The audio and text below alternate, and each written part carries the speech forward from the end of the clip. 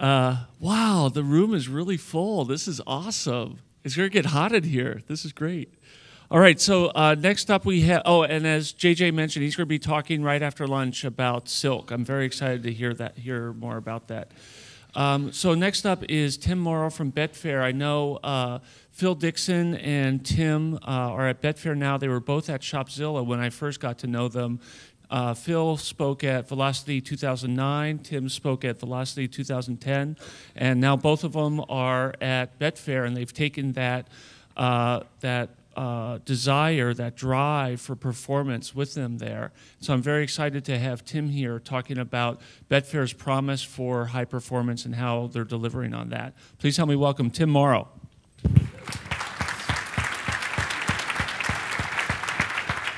Hello, okay. So, I know it's almost lunchtime and I'm hungry, so I'll try and get through this pretty quickly. I'm Tim from Betfair. What I'm here to talk about, so in June 2011, that's June of this year, we published a customer commitment on our website. And basically, the customer commitment available to everybody who wanted to see it committed us to meeting 3-second page load times. And we did this knowing that our website was not even close to meeting that promise. So we had just embarked on a site rebuild. In fact, we're still progressing in that, so I'm here to tell you about our journey. So just a little bit about Betfair. Some of you may, in fact, have Betfair accounts. Betfair is an online gambling operation. We don't have any brick-and-mortar stores. If you want to bet on horse racing or tennis or football or cricket or darts or bandy, if you know what that is, or yachting, you can find a market to bet on. So, first of all, what is different about Betfair? It's about our betting exchange. So we pioneered the first successful betting exchange back in 2000. So it's different than from a traditional bookmakers. Customers can either bet for an outcome, backing it, or they can also bet against the outcome, laying the bet. And what Betfair does is it matches up the stakes and the prices and the amount from one customer, matches it with another customer, and fulfills the bet. So it's much more like a stock exchange. And in fact, like a stock exchange, you can trade your bets in and out. In fact, during the course of a football match, prices are changing 10 times a second. You can actually make a profit before the market's over. So just a little bit about our products. We have a desktop web application. We have native applications for mobile, for iPhone, iPad, Android. We have iPhone, iPad, BlackBerry-specific websites. And basically, we have a public API as well, with an ecosystem of third-party products that allow other companies to develop applications on top of our core betting exchange. Just to give you a sense of what we do and our scale, this is across our entire product portfolio. We have 3.7 million registered customers. They use our website from over 140 locations. I saw a spreadsheet that actually included 180 locations, but I didn't believe that there are actually that many countries. So it's at least 140. Our website's available in 17 languages. We have £300 million of our customers' money on deposit, so it's essentially Bank of Betfair. In 2010, £68 million was traded on our exchange on a single football match, the World Cup final. And in the Grand National this year, 30,000 bets were placed in a single minute.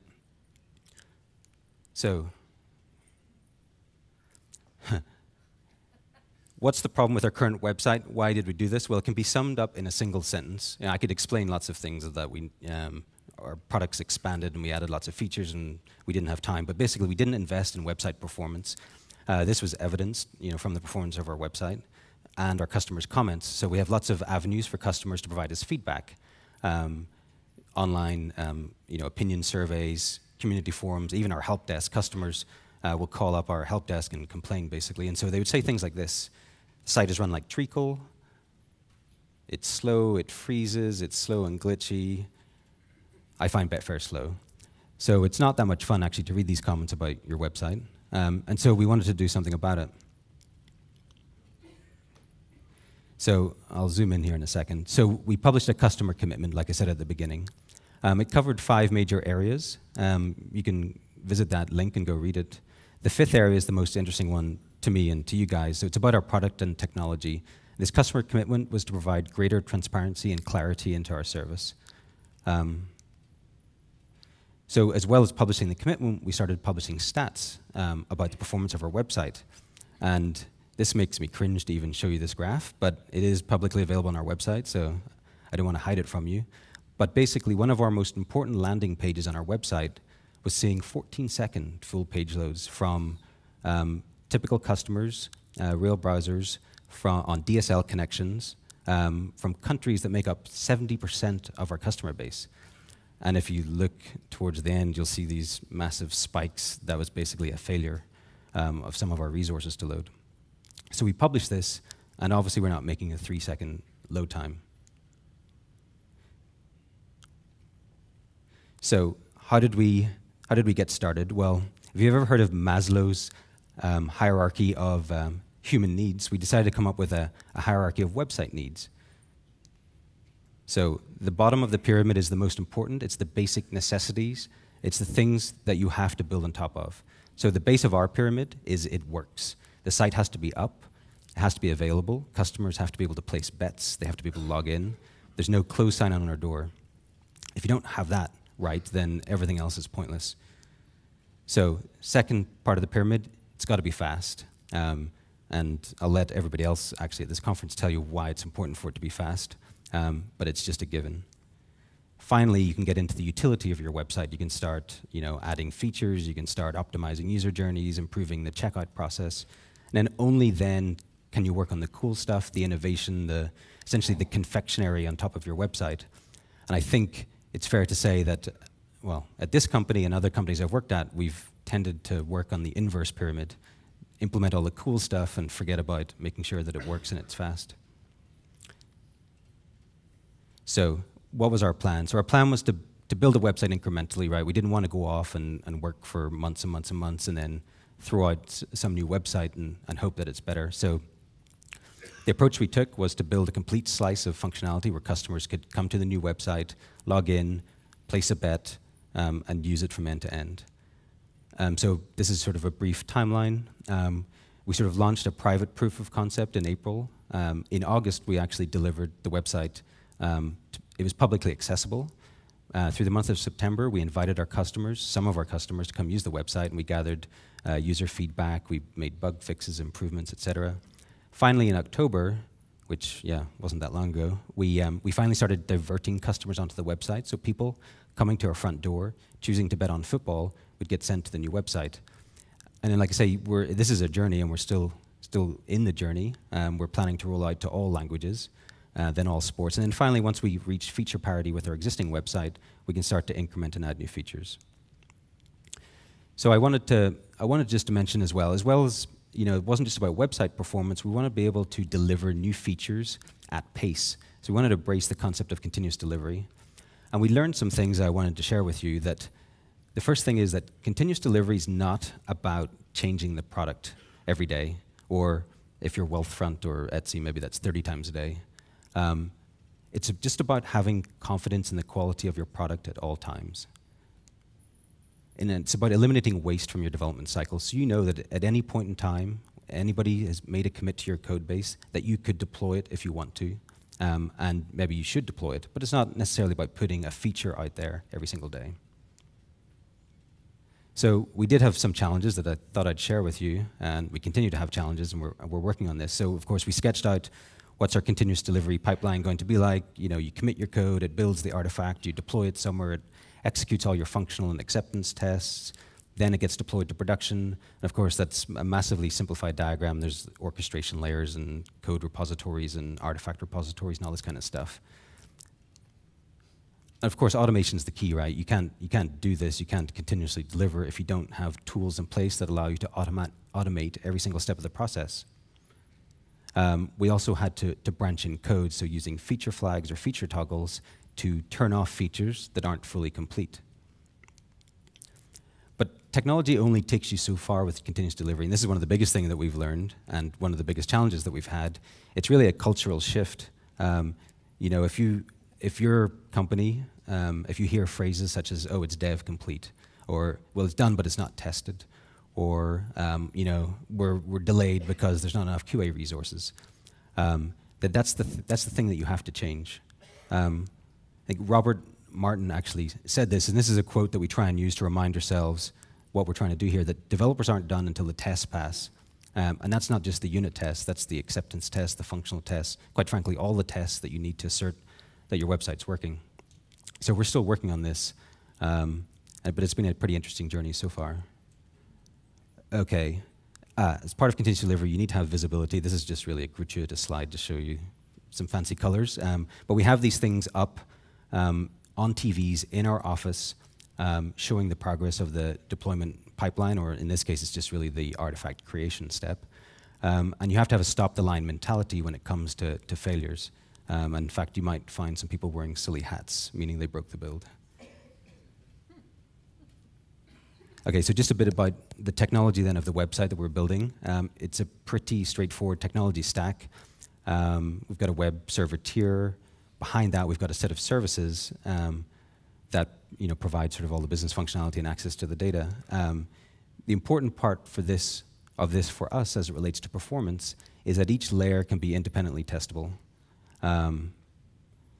So you can test the service layer, you can assert that it's meeting SLAs, then you can build the website layer, and then you can test the full stack from end to end.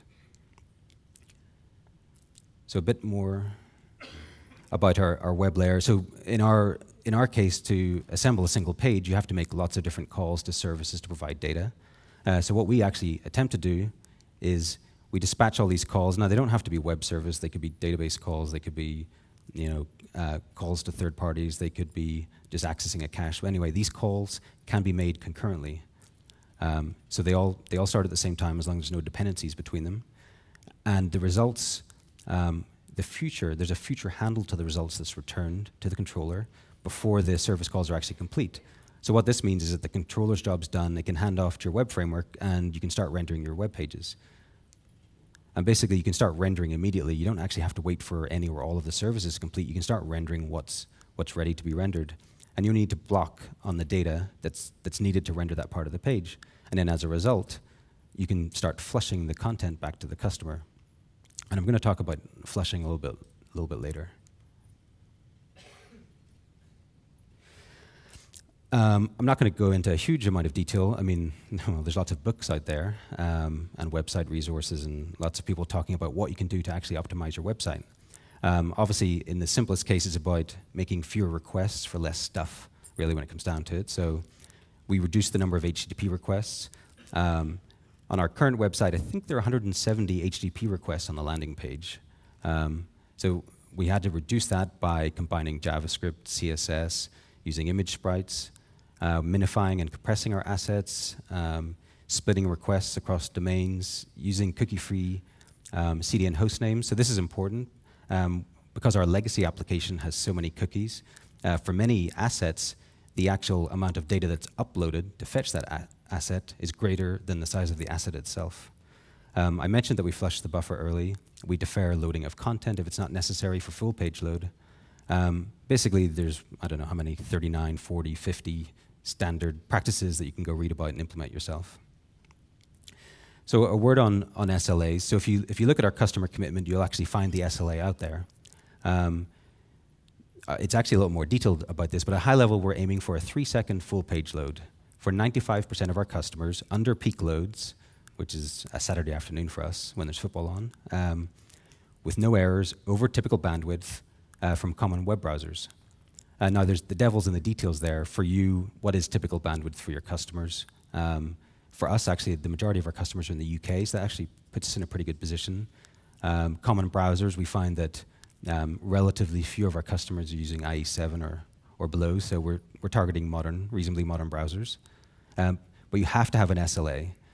And the reason why you have to have an SLA is it's what makes performance tangible. It's whenever you're prioritizing your sprint and you've got a bunch of product requests for features, we can basically say, we're not meeting our SLA, therefore we must do some work to meet our SLA. So you have to get commitment from your product stakeholders, you have to write it down, put it on a wiki page, stick it on the wall, and point to it every time you feel like you have to do some work to improve your performance to meet that SLA. So a little bit about performance measurement. How do we actually measure performance? Well, there's dozens and dozens of different ways. The first thing I'd encourage you to do, if you don't have a private instance of webpagetest.org, you should get one. Basically, it's the exact same product as you can use on the web. You can install it in your firewall. You can point it at your development environments. It allows for a very rapid develop, test, sort of feedback loop. We use Keynote for external monitoring and measurement. So this is Internet Explorer 8 from backbone DSL connections, from typical locations that our customer use our product. And then finally, we do instrument our web pages to get real user monitoring. So your analytics tool may provide this for you. We built it ourselves, sort of modeled on Yahoo Boomerang, where we instrument the browser. We get to decide when we think the page is downloading, and then we beacon that back to our analytics tool. So the other thing is log mining. You probably have access logs. You may have many other kinds of logs, and those also can contain useful information. We use a tool called Splunk, which allows developers to get access to every single access log that exists out there for every single product that we have deployed in our ecosystem. So your access logs, for example, already probably tell you things like response times and byte sizes. You can create any kind of log you want. We store performance logs, which record detailed timing information about the rendering of each page. And then we use correlation IDs that allow us to track a single request through the entire stack, every single service call, and then tie those logs back together. So a bit on, first of all, another gratuitous graph slide. We started to use OpenTSDB as a time series database. So what this allows us to do is capture information from a variety of sources, whether it's a hardware load balancer or your application or your operating system, stuff it in a giant time series database, and then you can slice and dice the data in whatever way you want. The important part is that you can take information from very disparate sources, you can overlay them on the same graphs, and you can start to identify trends. And quite frankly, this is one of the most important tools that we use to identify performance bottlenecks in our ecosystem. So a little bit more on sort of server-side performance logs. So we talk about waterfall graphs a lot when it comes to front-end performance. So consider a page like this that's got a lot of information on it. Each one of those boxes represents some data that's pulled from a different location. And so as I mentioned in an earlier slide, we execute all these requests concurrently where we can. We grab the data and then we finally start rendering it.